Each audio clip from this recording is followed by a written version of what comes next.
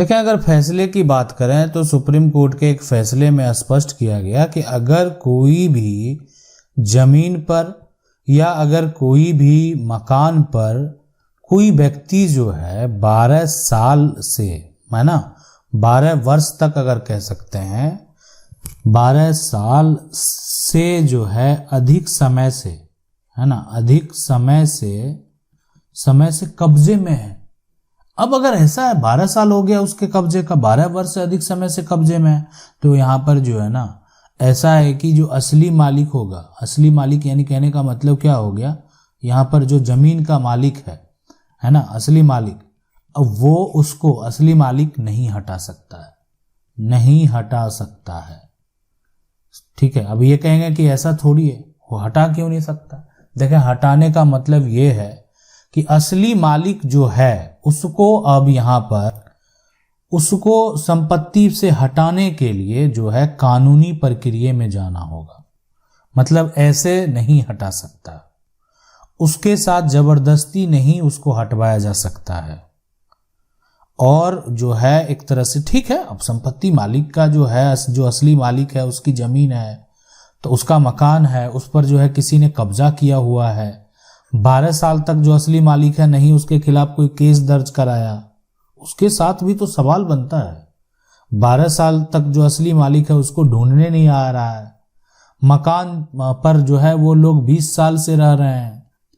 ठीक है, तो 20 साल अगर मान लेते हो गया, या मकान पर उन्होंने जो है ये 13 साल से रह रहे हैं, तो 13 साल से वो मकान में रह रहा है, मकान का बिजली का जो कनेक्शन है वो अपने नाम से पे कर रहा है, उसका जो भी और भी एक तरह से कह सकते हैं राशन है वो भी अपने उसके नाम से है, इसी एड्रेस से है।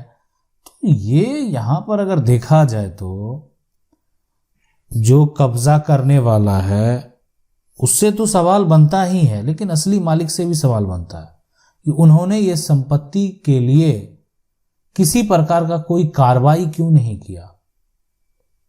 ठीक है, यहां पर जिनकी संपत्ति है उनके पास संपत्ति का कागजात है और कानूनी तौर पर उनका अधिकार भी बनता है ना। समस्या यहां पर देखें क्या है, ये कह रहे हैं कि मेरे जमीन पर 12 साल से ज्यादा का कब्जा है, उसमें मकान भी बना हुआ है और उस जमीन पर केस चल रहा है, क्या कोर्ट का निर्णय हो सकता है? बिल्कुल हो सकता है, क्यों नहीं हो सकता है। अगर आपकी ज़मीन है, आप मान लेते हैं कि 12 साल से ज़्यादा समय से कब्जे में है, लेकिन अगर उस पर कानूनी प्रक्रिया मान लेते हैं 12 साल हो गया, 15 साल हो गया, जो भी हो गया, लेकिन आप कानूनी प्रक्रिया में अगर चले गए हैं, कोर्ट में मामला है, आपकी ज़मीन है, आपके मकान पर कब्जा है और आपने केस फाइल कर दिया है, आपको आपकी संपत्ति जो है वापस जरूर आएगी। ठीक है, यानी अगर आप संपत्ति के मालिक हैं, आपका उस संपत्ति पे अधिकार है, वो संपत्ति आप आसानी से जो है प्राप्त कर पाएंगे। लेकिन बहुत सारे कंडीशन भी हो सकते हैं कि मान लेते हैं कि अगर कोई भी संपत्ति है, कोई भी अगर मान लेते हैं जो है आपकी ज़मीन पर कब्जा किया, खुद अपने पैसों से उन्होंने मकान बनवाया और आपकी आज से कब्जा नहीं किया, बहुत लंबे समय से वो कब्जा करके रखे हुए हैं, आज आप दावा कर रहे हैं। अब यहाँ पर वो व्यक्ति जो है अपने पैसे से, अब वो भी आप पर आरोप लगाया जा सकता है कि मैंने संपत्ति को खरीदा है, उनके पूर्वज के द्वारा हमको लिखित तौर पे नहीं दिया गया है। बहुत तरह की दलीलें हो सकती हैं। देखें, लेकिन मौखिक तौर पर कानून में किसी प्रकार का कोई भी आरोप लगाना जो होगा वो बेबुनियाद होता है। यानी किसी पर अगर कोई आरोप आप लगा रहे हैं तो आपके पास प्रूफ होना चाहिए, सबूत होना चाहिए। आप मौखिक कहेंगे कि आपने जो है ये संपत्ति को खरीदा है, कागज नहीं है आपके पास, इसलिए वो कहेगा कि नहीं, ये जबरन, ये जो व्यक्ति है ये जबरन मेरे साथ जो है गलत का एक तरह से किया, मेरे साथ मारपीट किया, मुझे परेशान किया और मुझे धमकाया भी और मेरी संपत्ति पर कब्जा कर लिया। बहुत तरह के आरोप आपके ऊपर लगाए जा सकते हैं। अगला सवाल है, सर मेरा एक खानदानी जमीन है जिसका कर्मचारी के साथ में एक तरह से पास का ही दलाल रहता है, उसके साथ जो है काम करता है। बहुत दिनों से वो दलाल अभी मेरे जमीन का रसीद कटवा लिया, म्यूटेशन भी करवा लिया, क्या म्यूटेशन करवाने से जमीन उसका हो जाएगा? देखें, कोई भी सुप्रीम कोर्ट का फैसला है कि कोई भी अगर गलत तरीके से, फर्जी तरीके से जो है ना, फर्जी तरीके से अगर आपकी ज़मीन का, मान लेते हैं ये ज़मीन है, ठीक है, और इस ज़मीन का और कोई कागजात उसके पास नहीं है, सिर्फ वो क्या किया है, म्यूटेशन करवा लिया है, वो यानी वो आप कह सकते हैं कि दाखिल खारिज करवा लिया है। तो सिर्फ दाखिल खारिज करा लेने से आप संपत्ति के मालिक नहीं बन सकते हैं। आपके पास संपत्ति के जो और कागजात होने चाहिए, जैसे कि उसका खाता खतौनी का इन्फॉर्मेशन, यानी अगर आपकी रैयती है तो आपके पास जो रजिस्ट्री है ना, आप कह सकते हैं आपके पास जो केवाला है, आपके पास जो बैनामा है, ये होने चाहिए। इसके अलावे मान लेते हैं अन्य दस्तावेज भी हैं, बहुत सारे दस्तावेज हैं जो ये बात साबित करते हैं कि ये संपत्ति आपकी है। लेकिन अगर म्यूटेशन करवा लिया तो उससे कुछ नहीं होने वाला, लेकिन आपको रद्द करवाने चाहिए। और म्यूटेशन को रद्द करवाने के लिए जो है आप जिला कलेक्टर या एडीएम कोर्ट में जो आप केस फाइल करके उस फर्जी तरीके से जो म्यूटेशन करवा लिया है उसको रद्द करवा सकते हैं, उसके ऊपर केस फाइल करके। अगला सवाल है कि हुजूर माँ जो है बाबूजी पहले गुजर गए, दुकान बहुत तरह से प्रतिष्ठित है, पंचनामा के माध्यम से हमसे छीन लिया, पंचनामा और कुछ नहीं हुआ, 15 साल से कहीं और दुकान भाड़ा है, हमें दुकान का जो है मुनाफा का शेयर लेना है, कहाँ अप्लाई करें जो मेरा निदान हो सके। और कमेंट जो है यहाँ पर उन्हें जो है देखें। नया सर बहुत बहुत धन्यवाद।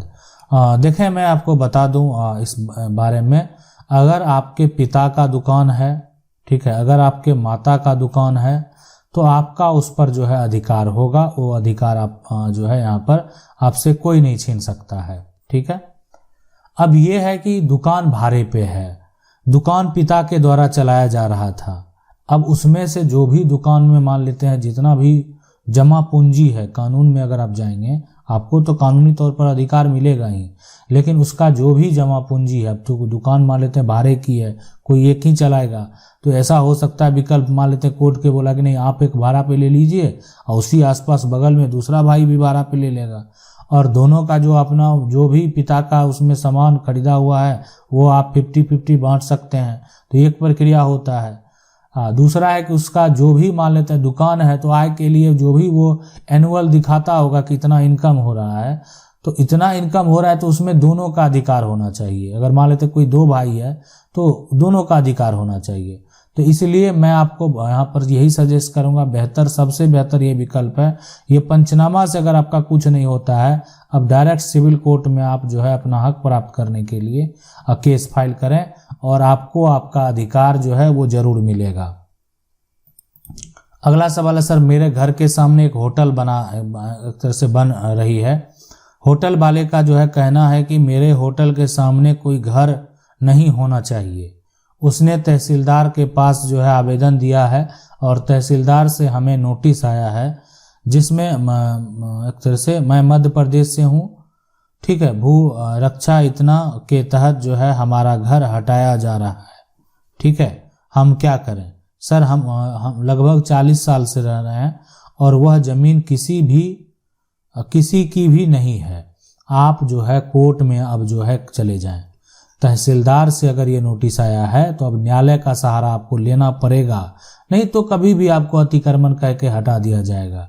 तो इसीलिए अगर आपका जो केस है अगर कोर्ट में चला जाता है तो आपको फिर तहसीलदार को भी रखें, मामला अगर कोर्ट में लंबित है, ठीक है, तो आप जो है कि वहाँ पर केस फाइल पर उस नोटिस के अगेंस्ट आप जाएंगे कोर्ट में, जो आपको घर हटाने के लिए एक तरह से मिला हुआ है। आपका 40 साल का दावा है और आप वो दावा भी पेश करेंगे। अब डिपेंड करता है, मान लेते कोर्ट का भी फैसला अगर आपके खिलाफ आता है तो फिर आप हाई कोर्ट जाएंगे, फिर आप सुप्रीम कोर्ट जाएंगे, तो ये प्रक्रिया आपको करना है। मान लेते हैं जब तक हम लास्ट में अगर मान लेते केस आप हार गए तो हो सकता है कि अगर हटाना पड़े तो फिर देखेंगे, लेकिन अगर मान लेते हैं आपका जो पक्ष है वो मजबूत होगा तो आप केस जरूर जीतेंगे। अगला सवाल है, सर नमस्ते, मेरे दादाजी 1965 रांची डिस्ट्रिक्ट झारखंड में एक ज़मीन लिए थे, तो 1965 में तो ये रांची जो है वो डिस्ट्रिक्ट झारखंड तो होगा नहीं, वर्तमान में अभी ये झारखंड है, ठीक है, लिए थे, लेकिन विक्रेता जमाबंदी रैयत नहीं थे, लेकिन विक्रेता के नाम पर खतियान है। म्यूटेशन कैसे होगा दादाजी के नाम पर? देखें, अगर ज़मीन खरीदे हैं, अब विक्रेता का जो है यहाँ पर, विक्रेता का खतियान है ना, यहाँ पर समझने वाली बात है, विक्रेता का खतियान है लेकिन विक्रेता के नाम से जमाबंदी नहीं है, तो वो अप्लाई करेगा यहाँ पर। और जो जमाबंदी, देखें जमाबंदी किसके नाम से है, देखें ये तो होना चाहिए। हो सकता है कि पिता के नाम से हो सकता है दादा के नाम से हो, ये पिता दादा तक ठीक है। अब भाई के नाम जमाबंदी नहीं होना चाहिए, ठीक है। भाई के नाम जमाबंदी अगर होगा तो फिर ये दिक्कत हो जाएगा। एक तरह से ये कह सकते हैं चाचा के नाम जमाबंदी नहीं होना चाहिए। तो ये पिता के नाम से है, दादा के नाम से है, कोई दिक्कत नहीं होगी, प्रक्रिया हो जाएगा। लेकिन अब भाई, आपकी जमीन जो बेच रहा विक्रेता, वो भाई का जमीन बेच रहा है तो ये समस्या उत्पन्न तो होगा। चाचा का जमीन बेच रहा है तो समस्या उत्पन्न तो होगा। लेकिन अगर मान लेते हैं म्यूटेशन जो है, आपके दादाजी का म्यूटेशन आपको करवाना है, ठीक है, अब जमाबंदी रैयत वो नहीं है विक्रेता, तो वो चीज पहले देखना है कि किसी का वो जमाबंदी है कि नहीं है, ठीक है। नहीं तो अब ये मान लेते हैं कि जो समस्या है कि ठीक है, खतियान से अगर वो बेच दिया है तो आप उसका म्यूटेशन कराना चाहते हैं, और उसका अगर वो रैयती जमीन है खतियान में दर्ज, तो फिर आपका म्यूटेशन होने से कोई रोक नहीं सकता है। अगला सवाल है, सर मैं जिस जमीन पर रहता हूँ वह मेरे पिताजी 45 सालों से रहते हैं। वो जमीन मेरे दादाजी ने 80 साल पहले लिया था, लेकिन उसका कोई पेपर नहीं है, लेकिन हम लोग अभी भी वहीं रहते हैं, लेकिन वो किसी और के जो है के लिए नाम में है, तो क्या करना होगा उसके लिए अगर रजिस्ट्री करवाना है तो? देखें, अगर मैं आपको बता दूं, मैं जिस ज़मीन पर रहने वाली बात है ना, पिताजी जो हैं 45 सालों से जो है उस ज़मीन पर रहते हैं, दादाजी 80 साल से रहते हैं, लेकिन अगर उसका कागज नहीं है आपके पास, ठीक है, आपके पास कब्जा है, तो पहले तो ये देखना है कि उसका कागज है किसका वो ज़मीन, ठीक है। अब किसी के नाम पर अगर है, लेकिन वो अगर किसी के लिए नाम में है तो रजिस्ट्री आप उससे करवा सकते हैं, बात कर सकते हैं, लंबे समय से रह रहे हैं। लेकिन देखें, समस्या अगर उत्पन्न होता है तो प्रयास करें, इतना आसान नहीं होता है। अब जो जमीन पर रहते हैं लंबे समय से, अगर आप रह रहे हैं उस पर, है ना, लिया था, अगर उस पर आप रहते हैं, सबसे बड़ी बात है, इतना आसान नहीं है कि जमीन मालिक आएगा और आपको हटा के चला जाएगा, ये संभव ही नहीं है, इतना आसान नहीं। उसको कानूनी प्रक्रिया में जाना होगा, और ऐसा अगर आपका घर आके तोड़ दिया तो फिर उस पर आप समझ सकते हैं कि आपराधिक मुकदमा दर्ज हो सकता है, ये इतना आसान नहीं है। तो कानूनी प्रक्रिया में जाने के बाद जो है, आप यहाँ पर आप चाहेंगे तो जो जमीन का मालिक है उनसे बात करेंगे कि वो कुछ पैसा लेकर अगर आपको जमीन की रजिस्ट्री कर देता है, ताकि आपको कोई समस्या ना हो, तो कोई दिक्कत नहीं होगा। आशा करते हैं वीडियो अच्छा लगा होगा। वीडियो को लाइक जरूर कर दें। चैनल को पहली बार देख रहे हैं, सब्सक्राइब करके जो बेल आइकन है उसको जरूर दबा लें। मिलते हैं अगले वीडियो में, तब तक के लिए जय हिंद।